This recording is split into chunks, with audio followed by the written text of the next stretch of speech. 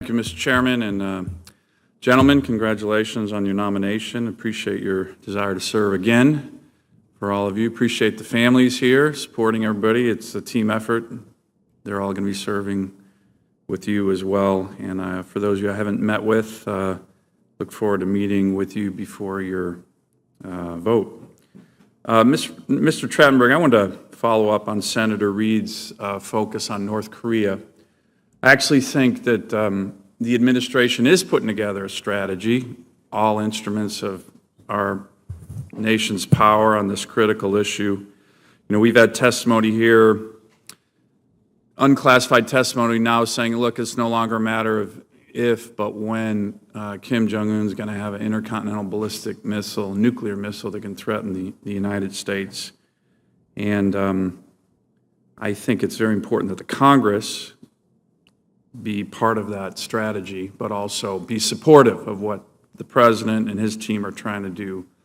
You may have seen they invited all 100 senators over for a very detailed briefing, which I thought was quite helpful from literally everybody from the President on down with regard to that strategy. So I'm someone who's very supportive of it, and I hope my colleagues are. But we might get to the point where military operations on the Korean Peninsula are required. And in my view, that would clearly trigger Congress's Article 1 power with regard to the authority to launch that kind of military operation. Do you agree with me on that? I agree with you, Senator.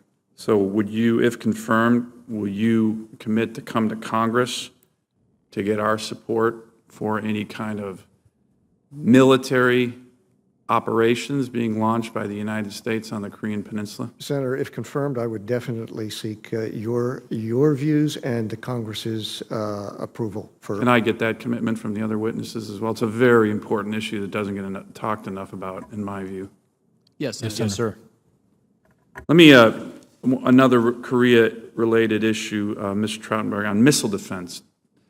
Do you believe we need to do more with regard to missile defense right now, given that Kim Jong-un is rapidly developing the capability to strike any city in the United States? Absolutely, Senator, I do. Will you commit to working with this committee on, as we move forward, we just marked up the NDAA that has a very significant ramp up in our missile defense capabilities. Will you commit to working with this committee on keeping us informed, but also working closely with us on the importance of increased enhanced missile defense for the United States? Absolutely, Senator. If confirmed, I would welcome that. Great. Thank you. Mr. West, I appreciate your background. Harvard hasn't produced a lot of Marines in the last few decades, which is unfortunate, but it's good to see your willingness to serve again. I think you're very well qualified for the job.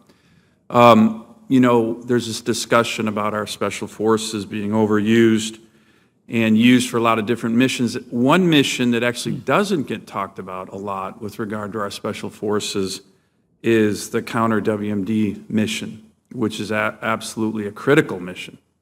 ISIS might be annihilated, Al-Qaeda might be annihilated, but the counter-WMD mission is going to be around forever, and it's a really critical mission. Can you give me your views on that, and are you aware that just a few months ago, SOCOM took over the lead with regard to that mission from STRATCOM, and I'd like your views on how you see the importance of that mission and what you'll do to make sure it gets the attention it deserves. And I'd like to get your commitment not only to focus on this mission, but to provide me and this committee a regular update on that critically important mission that, to be honest, we don't even talk about that much.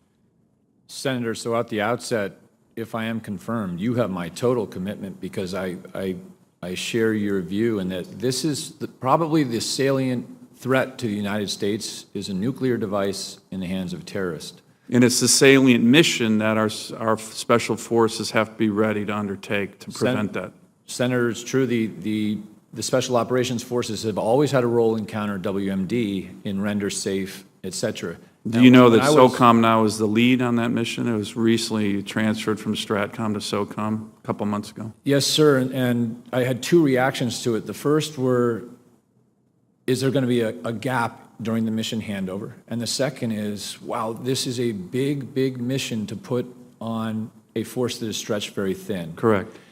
Since I've been starting to get read in, I believe there have been stopgaps in place. If I am confirmed, I will be totally dedicated to figuring out the staffing, or what we used to call them in the Marine Corps, the troops to task, but also the expertise which they will need to build up. And that will be a tremendous strain, in my opinion, as an outsider on that organization. Well, I look forward to working with you on that issue because I think it's important, and I know it's important to the committee. I'll have additional questions for the record for all of you. Thank you, Mr. Chairman.